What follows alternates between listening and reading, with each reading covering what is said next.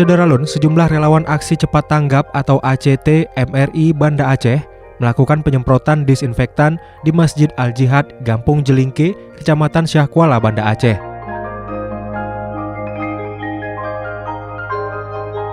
Para relawan dengan pakaian pelindung menyemprot bagian luar dan dalam masjid yang terletak di Dusun Jelingke Indah itu.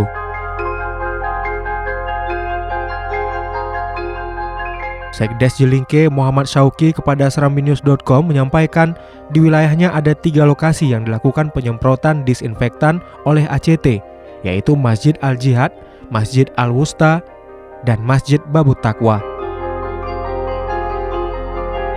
Relawan ACT melakukan disinfektan secara gratis ke sejumlah masjid, kantor, dan tempat publik di Kota Banda Aceh guna mencegah penyebaran virus COVID-19.